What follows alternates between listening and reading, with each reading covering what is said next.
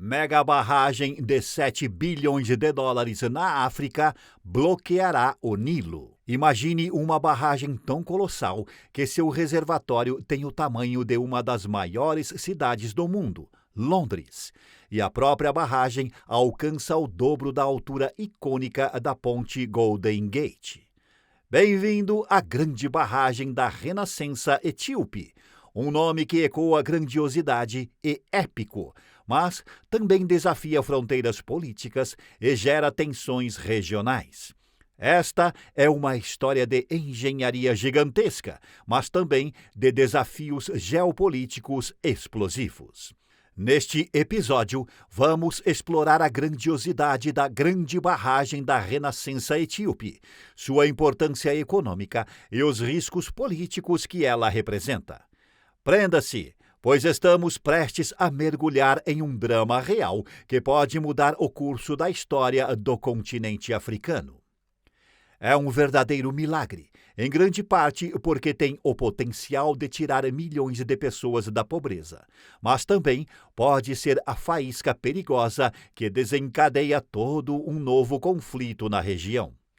Egito, Sudão e Etiópia estão em desacordo sobre quem controla o maior rio do mundo, uma luta pelo Nilo. Esta é a maior barragem da África, tão grandiosa que tem sua própria classificação, sendo uma mega barragem mega. Uma vez concluída, produzirá mais de 5.000 megawatts de eletricidade, mais que o dobro da produção atual da Etiópia. Seu reservatório conterá 74 bilhões de metros cúbicos de água. Mas, antes de nos aprofundarmos nesses números avassaladores, vamos falar um pouco sobre a própria construção da barragem. A barragem é feita de 10 milhões de metros cúbicos de concreto compactado com rolo e deverá incluir 2 usinas de energia, 3 vertedouros e uma barragem de sela. A barragem principal em si terá 145 metros de profundidade por 1,7 quilômetros de comprimento, enquanto as barragens de sela, que sustentam a estrutura principal, terão surpreendentes 4,8 quilômetros de extensão e 45 metros de altura. Haverá 2 usinas de energia externas em cada margem do rio, com capacidade para gerar cerca de 2.000 a 3.700 megawatts de energia. O primeiro passo na jornada para construir algo tão grandioso como isso é o desvio casual do rio Azul Guinar, em 2013. Agora, por mais dramático que pareça, na verdade é muito comum na construção de barragens. A maioria das barragens são construídas sobre rios, mas, para despejar concreto, você precisa de uma área de trabalho seca. Canais de desvio ou túneis são formados ao redor do local da barragem durante o período de sua construção. Se você está passando por rocha dura, então explosivos são normalmente usados para abrir caminho, enquanto solos macios e rochas são escavados quando há um espaço seco para os trabalhadores. As fundações da barragem são críticas. Elas têm que ser fortes o suficiente para suportar o peso da barragem e as enormes pressões da água que atuam sobre elas. A barragem da Renascença terá 145 metros de profundidade, quase a altura de um arranha-céu, e os 74 bilhões de metros cúbicos de água atrás dela criarão muita pressão. Essas fundações não podem vazar de forma alguma. Portanto, o solo e as rochas sob a barragem têm que ser testados quanto à resistência e, às vezes, são removidos e substituídos por materiais mais fortes. Uma vez que a barragem está concluída e no lugar, as telas de desvio ao redor dela são bloqueadas e a água normalmente é retida em um reservatório atrás da estrutura da barragem. Foi exatamente o que aconteceu na represa Hoover, na fronteira do Arizona e Nevada. A água é deixada passar pelas aberturas da barragem conforme necessário e muitas vezes aproveitada para a geração de energia elétrica. A imensa escala da barragem da Renascença provavelmente exigiu a instalação de fábricas especiais de concreto no local, perto dos locais de trabalho.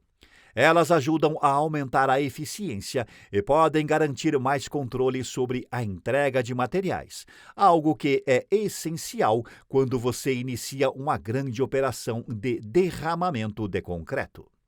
No entanto, muitos dos detalhes da construção da barragem renascentista foram mantidos em segredo, devido à natureza política um tanto frágil deste projeto. Os danos estão sendo construídos aqui, no Nilo Azul, a apenas 30 quilômetros rio acima da fronteira com o Sudão. E isso tem causado um debate acirrado sobre quem exatamente é o dono do Nilo e da água fluindo nele. O presidente do Egito, Sisi, diz que o Nilo é uma questão de vida, uma questão de existência para o Egito. Ele está preocupado que sua parcela de água seja reduzida quando a Etiópia começar a encher a enorme represa. Não há Egito sem água, e sem água não há futuro para nós. Mais abaixo no rio está o Egito, que é praticamente inteiramente construído ao redor do Nilo. Surpreendentemente, 85% da água do país vem apenas desta fonte, e cerca de 95% da população do país vive a poucos quilômetros deste famoso rio. Os canais do Nilo irrigam fazendas, apoiam a agricultura das cidades, e a pesca no Nilo deu vida a esta região desértica durante milhares de anos. Se algo acontecesse e colocasse em risco essa fonte de água, as consequências poderiam ser desastrosas, e o Egito sabe disso.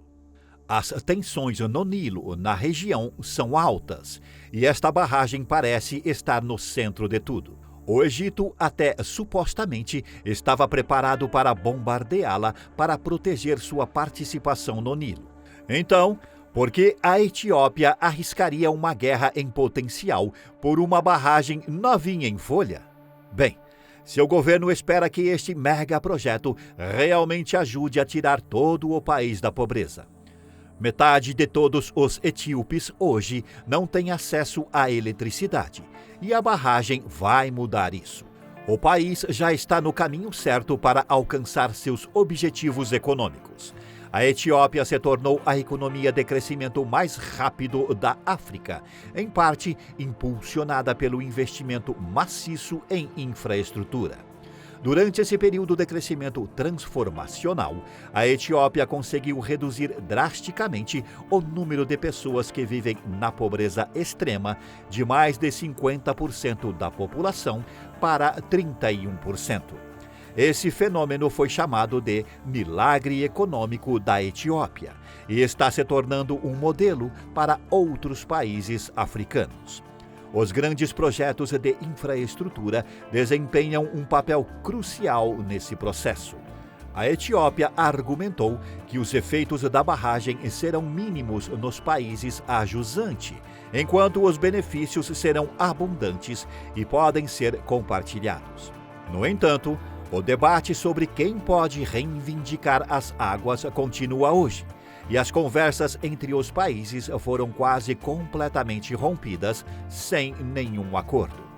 Mesmo com a barragem agora concluída e programada para ser preenchida dentro de 3 anos, seja qual for o resultado, é uma peça de infraestrutura que provavelmente remodelará mais do que apenas rios na região. E como sempre, se você gostou desse vídeo e deseja desfrutar de mais conteúdo do canal de vídeos definitivo para a construção, certifique-se de estar inscrito no Construções Incríveis. Além disso, confira o nosso vídeo mais recente que está sendo exibido aí na sua telinha. Obrigado!